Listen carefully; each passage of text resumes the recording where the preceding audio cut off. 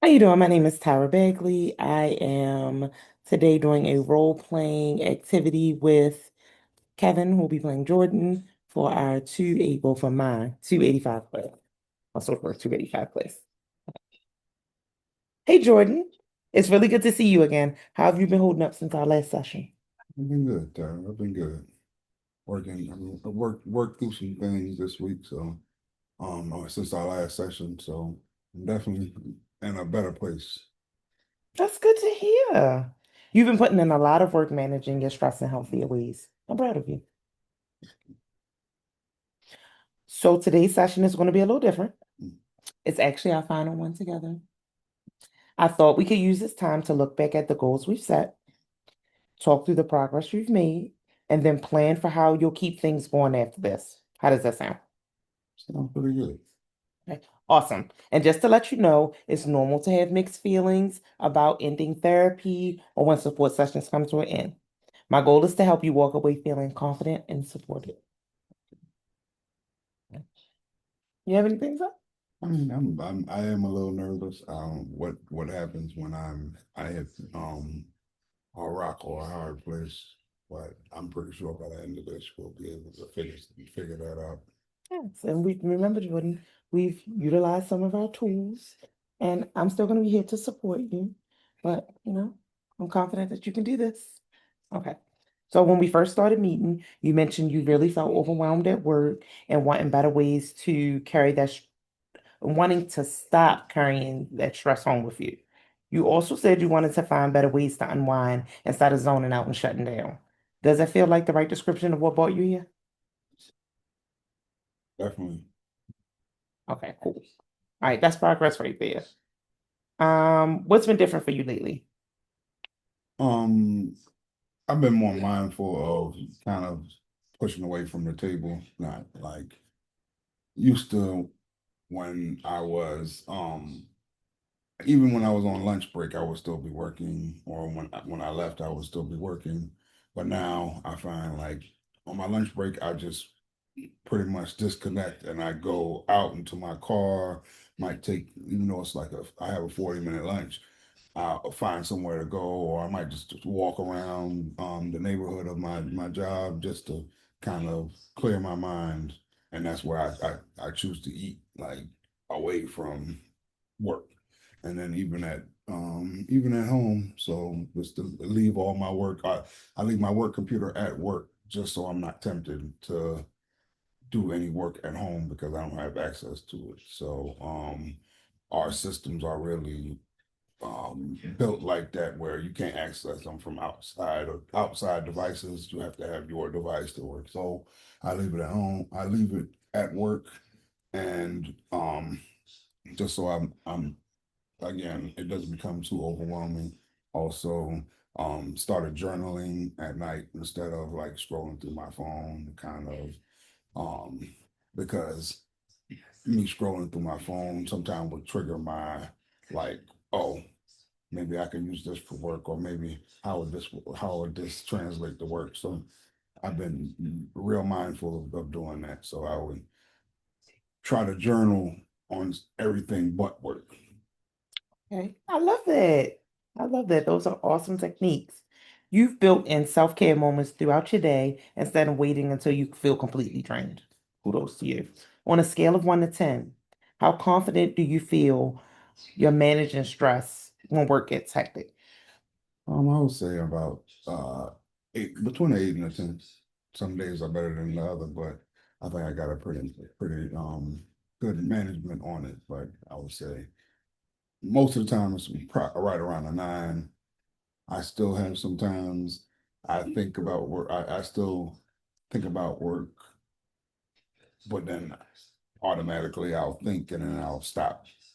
Like I'll stop it. Like I do the stop the yeah, I would stop my thought and then like move on to the next thing. Like, no, that's not you're funny enough, your voice plays in my head. No, this is not what I should be doing, but just because we work so long together that like yeah, it's like you directed me away from no, this is what's bringing you down the rabbit holes. Okay, well, wow, an 8. I remember our first session, you told me it was a 4. So that's real growth. We love growth. So what do you think helped you move that number up?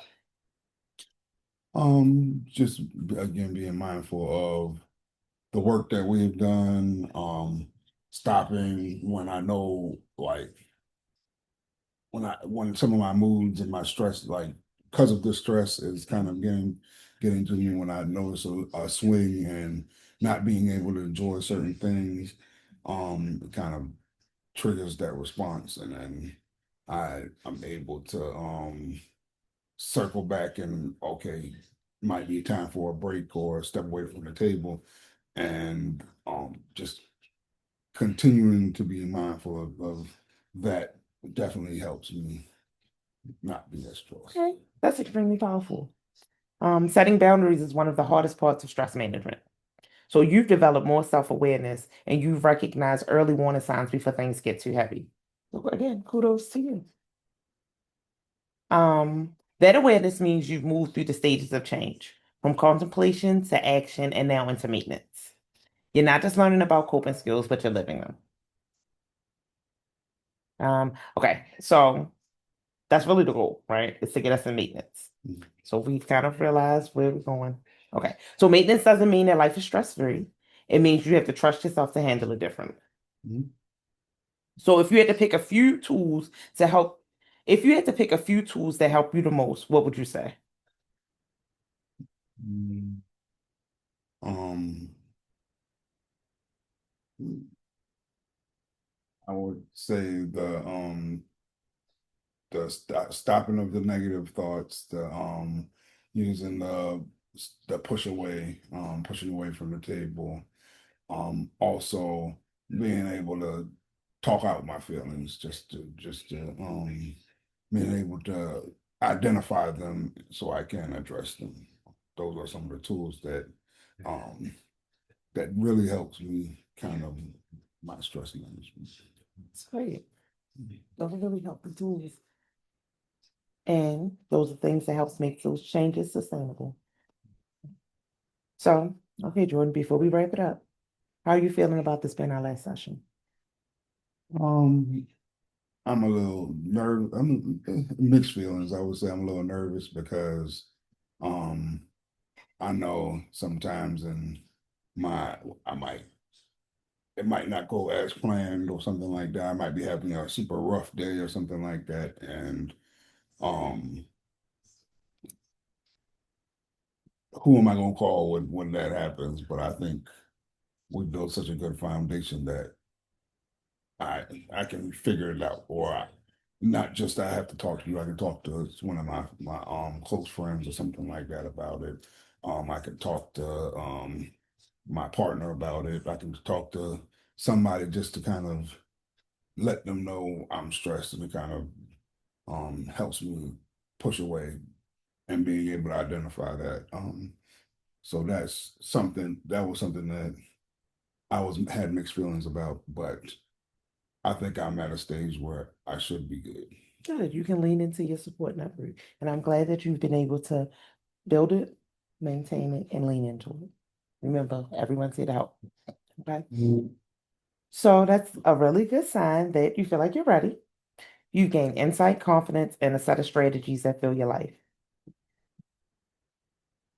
And I appreciate you telling me I helped you figure some things out. Um, but before we end, let's make a quick plan for what happens if stress starts to creep back in. What's your go-to plan when you feel like you're building it?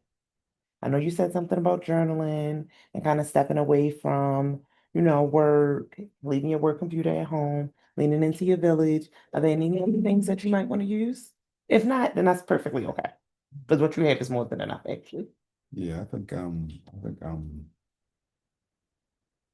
those are my go-tos. I know I have more since we started working together. I acquired more, but those are my go-tos, and they seem to work well for me. I think I'll stick with that. Good. So just again to reiterate, you have healthy strategies put in place and a solid awareness of what works for you. You've made meaningful progress, and I'm proud of the work that you've put in. I really enjoy being a part of this journey with you. You're so welcome. Take care of yourself and remember you got this, Jordan. Thank you.